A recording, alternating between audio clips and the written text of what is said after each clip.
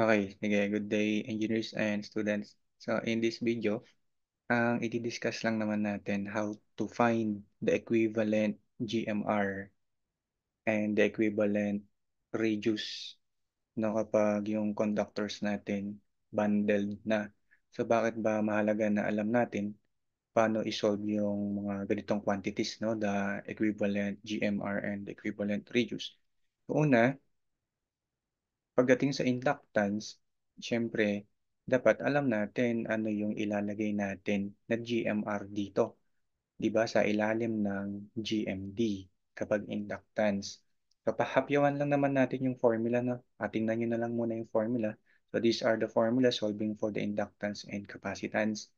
Na i-discuss na lang natin sila sa ibang videos. So, GMR, dapat alam natin paano i-solve ito. And pagdating sa capacitance, ang kinoconsider naman natin is the equivalent radius of the bundled conductors. So, ayun yung i-focus natin sa video na to. Paano ba isosolve yung GMR equivalent kapag bundled yung conductor so that we can solve for of inductance, letter L.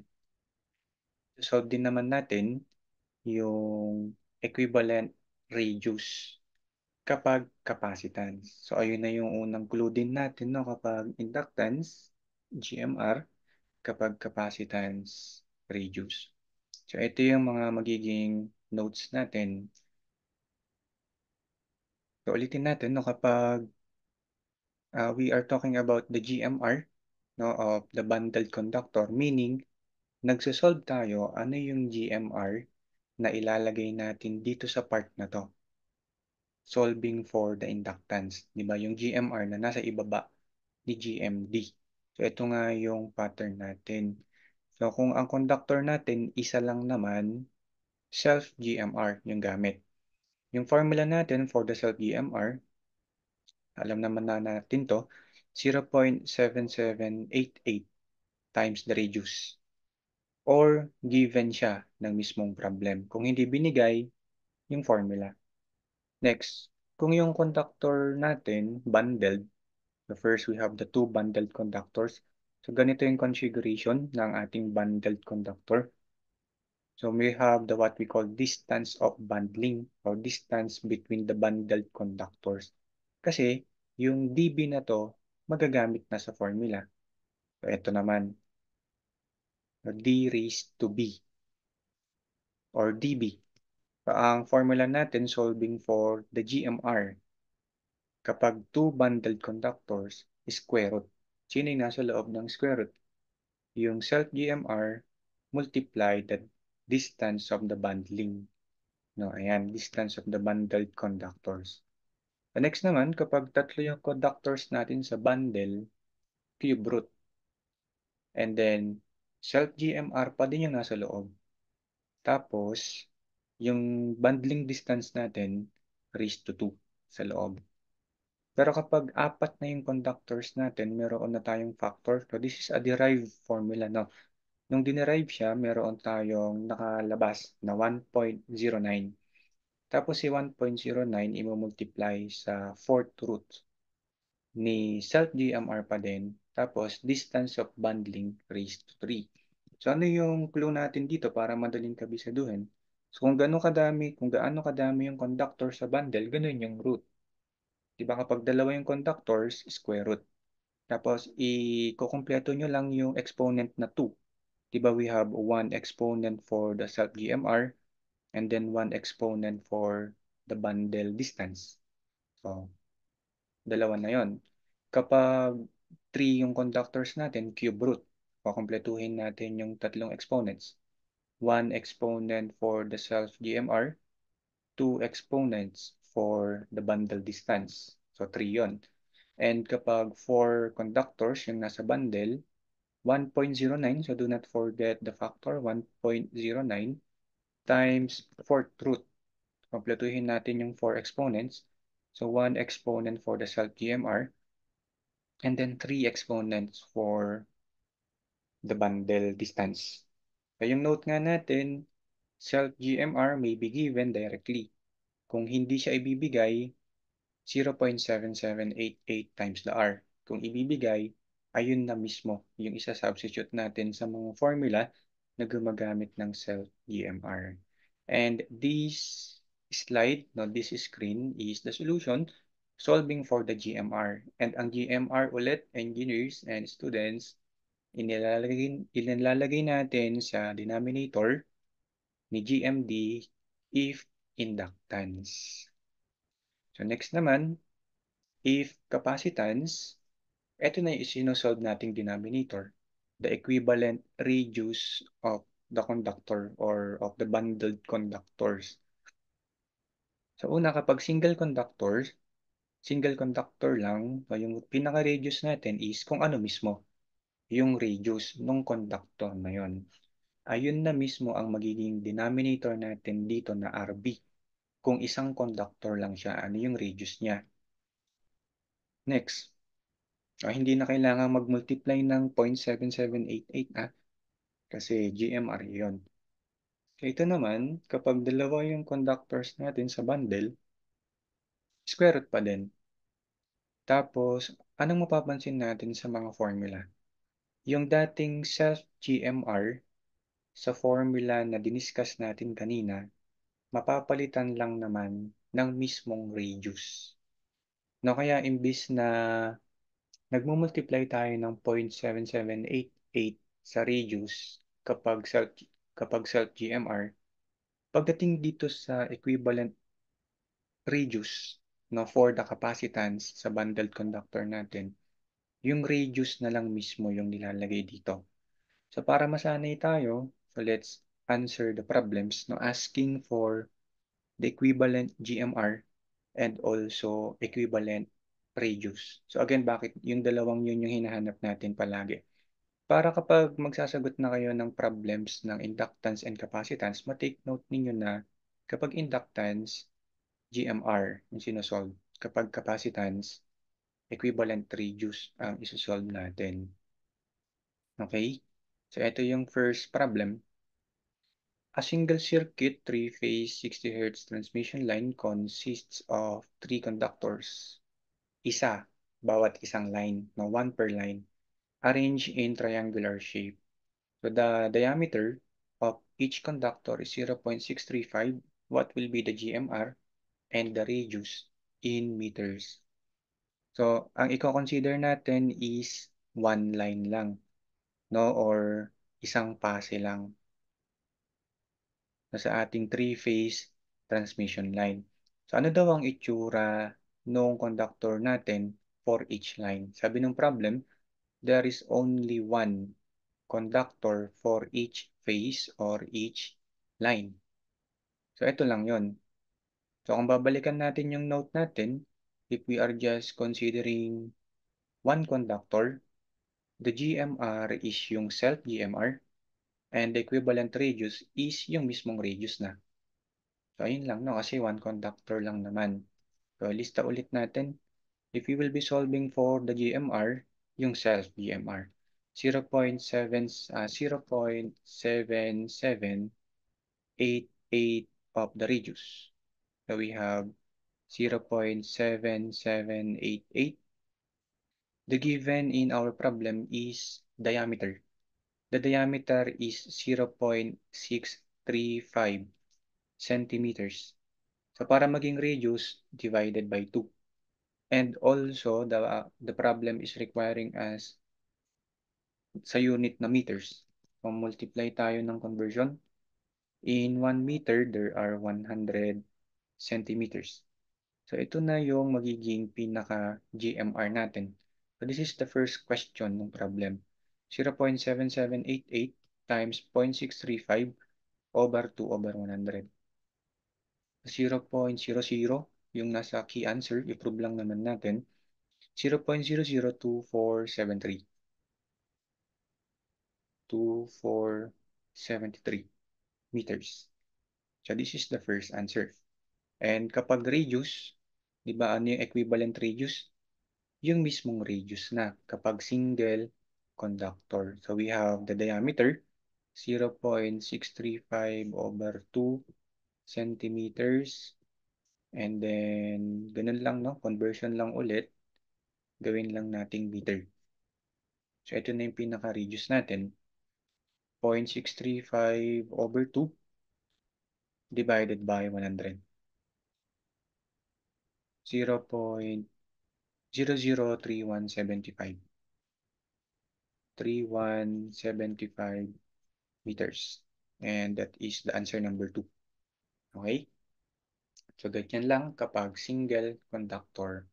So, let us now proceed solving for the GMR and the RB. Ulit, ang focus natin dito, paano isolve yung nasa denominator part ng mga formula natin solving for the capacitance and inductance. So, dito naman, calculate the equivalent GMR and radius in meters of the bundle for a three-phase circuit with two bundled conductors arranged horizontally with 30 centimeters spacing between the bundled conductors. So, ayun na lang muna yung ipakita natin. So, ito yung conductor natin. Pero each phase, no, each passing. So, napansin nyo rin no, kung GMR ang sinosolve natin, nakapokus lang tayo sa isang line or sa isang phase. No? So, each phase, merong dalawang conductors na nakabundle. And then the distance, horizontal distance between these two bundled conductors is 30 centimeters. Tapos, binanggit din ng problem na ang diameter ng bawat conductor natin ay 5 centimeters.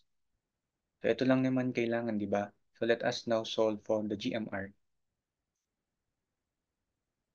So, we are now considering two bundled conductors. So, konting sulyap lang ulit. Kapag two bundled conductors, square root, self-GMR times the distance of the bundle. Solving for the GMR, we have square root of, sige, sulat natin, self-GMR times the distance of bundling. Okay, sige. The self-GMR is, ano na ulit, 0.7788. Diba? 0.7788 times the radius. The given 5 centimeters is diameter. So, itong 5 centimeters na to, i-divide natin by 2. So, this will become radius. So, self-GMR na yan kasi naka-times ng 7788. While the distance of bundling naman ay 30 centimeters. So, basically, no, sa loob, we have centimeter times centimeter. So, square centimeter yun, tapos square root. So, babalik yung centimeter. So, we have the first answer in centimeter for the GMR. 0.7788 times 5 over 2 and then times 30. So 7.6426. So 7.6426. The required answer must be in meter. I-convert natin. So basta ang target natin, no, this is one good technique din. Basta mapagparehas nyo na lahat ng units sa loob ng root, sa loob ng square root, cube root, or fourth root, okay lang. Tuloy nyo lang. Tapos, yung unit na yon siya yung unang magiging answer. And then after that, dun kayo mag-convert, di ba, sa required unit natin. So, we are now going to convert this centimeter into meter. So, i-divide natin by 100. And we have 0.07643. 0.07643 meters. So, this is for the GMR. And that proves na the key answer. Next naman, kapag equivalent radius. So, di ba sabi nga natin sa formula ng GMR, papalitan lang yung self-GMR ng mismong radius.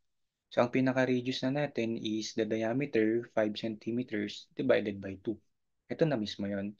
And then, i-multiply lang ulit natin yung distance of bundling. And we can now have the answer in centimeters ulit. The square root of 2.5, kalahati ng 5, times 30,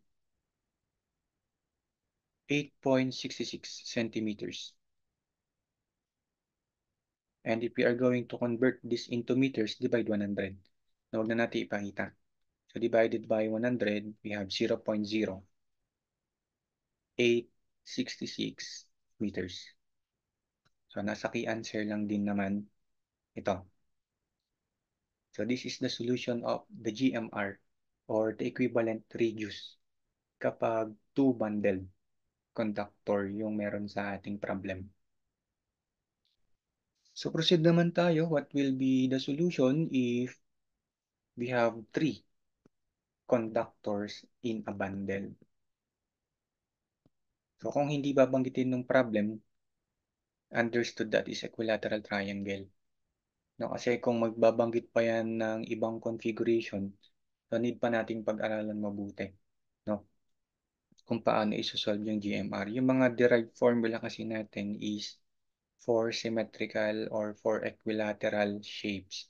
Kapag 3 ang conductors, equilateral triangle. So, eto, we are now going to calculate pa din GMR and equivalent radius kapag 3 na yung bundled conductors natin. No, tatlong bundled conductors. The spacing between the conductors sa bundle is 45 centimeters. So 45 centimeters to, 45 centimeters din ito, pati yung isang side. No? Basta yung lahat ng sides ng triangle natin, 45. And we have the diameter of the conductor, 0.175. So sa mga problems na nasasagutan natin ngayon, hindi pa sila nagbibigay, no? Wala pang nagbibigay ng direct GMR. Kaya ginagamit natin yung radius, yung 0.7788. So next, so nakafocus lang ulit tayo sa single line. So at one line. So basta GMR, tsaka equivalent radius yung sinusolve. Single line lang yung kinoconsider natin. No? So at one line, we have three bundled conductors.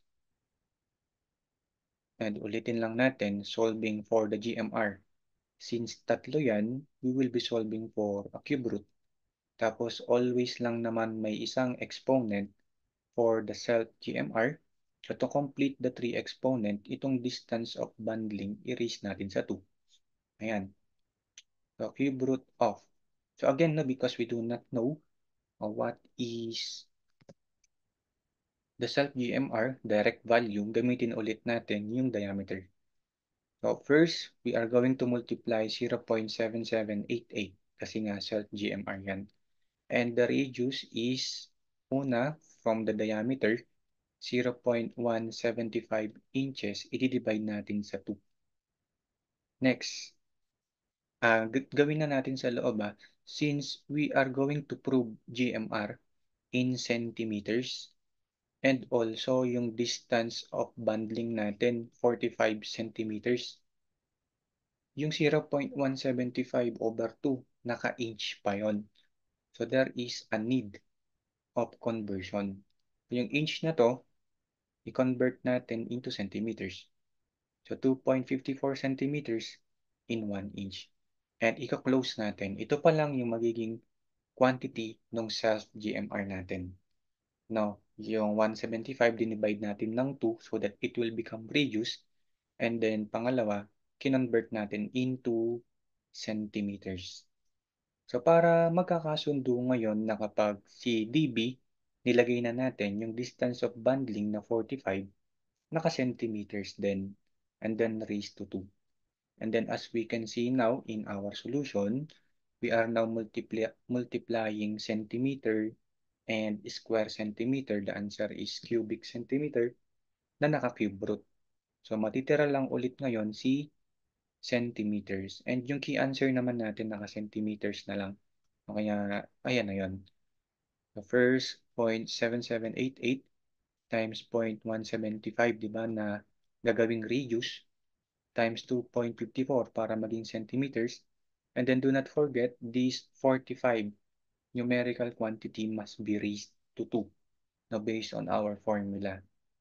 So kasi ganun naman talaga yung derive natin for 3 bundled conductors. So we have 7.0507. 7.0507 centimeters for the GMR. Tama. Next, for the equivalent radius naman. So again, reminder, nagsasolve tayo ng GMR para alam natin ano ang ilalagay sa ibaba ni GMD kapag inductance. And nagsasolve naman tayo ng equivalent radius para alam din natin ano ang ilalagay sa ibaba ni GMD kapag capacitance. Okay? So tuloy natin.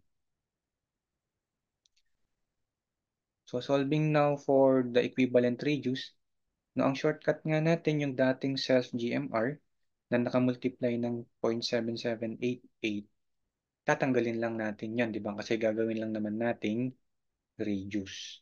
So 0.175 over 2. Ito na yung radius, di ba?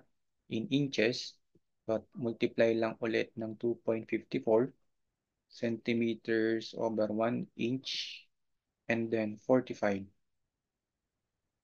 centimeters raised to 2. Ito na ang magiging pinaka-equivalent radius natin, no? Ulitin natin kapag radius sa formula, tatanggalin lang yung pinaka-self-GMR. Gagawin lang natin mismong radius. So 0.175 over 2 times 2.54 tapos 45 square. In centimeters na rin ito, no? 7.6634 centimeters.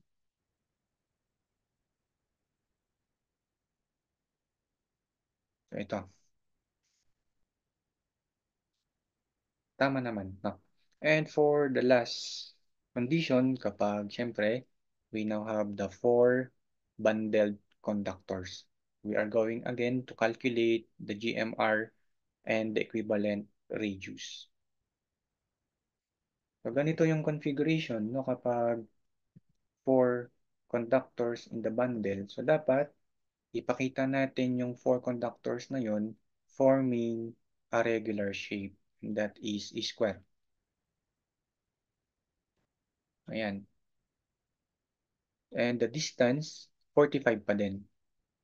And the distance in the bundle, the distance of each conductor in the bundle is 45 centimeters with each other. And as we can see now here, there is already the given GMR each. That is the self-GMR. Kaya kapag magsasolve na tayo ng GMR, so di ba ang formula natin, at 4 bundle, solving for the equivalent GMR, that is, take note for ito, 4 bundles, bundle of 4, kaya 1.09. Tapos, for truth, nino ulit dito, self-GMR, hindi naman nagbago, di ba? Self-GMR, palagi yung unang exponent, and to complete the 4 exponents, yung distance of bundling, i-raise mo sa 3. So, we have 1.09, tapos for truth, take note, yung self-GMR is hindi naman gagaling dito. Diba, this is the diameter, 1.382. I-divide natin sa 2, magiging radius. Tapos ito times ng 0.7788. So, ang masusunod na ngayon is yung given na self-GMR. So, 0.5592. But, naka-inches pa. The key answers are in centimeters.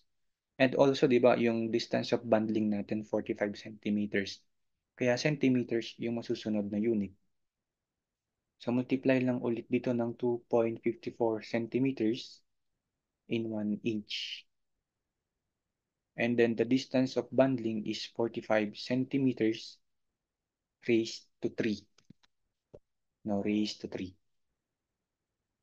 So, ito na yung answer natin in centimeters. Now, solving for the GMR. 1.09 times 4th root of 0.5592 times 2.54 times 45 raised to 3. In centimeters, 20.67 centimeters. And that is the answer, di ba? GMR. Pero kapag radius na ng bundling, equivalent radius, we are now going to consider 1.09 times 4th root, yung mismong radius na to. Formula na lang muna, sige. Di ba yung mismong radius na to? Tapos, distance of bundling raised to 3. So, substitute, 1.09 4th root. So, dito na tayo titingin. The diameter is 1.382 inch. Diameter yan. So, divide natin by 2. This will become radius. And then by the multiplication of 2.54, yung inch natin magiging centimeters. So, yung centimeters na to na radius, mamumultiply kay 45 centimeters na naka-raise sa 3. Tapos silang lahat nasa loob ni 4th root.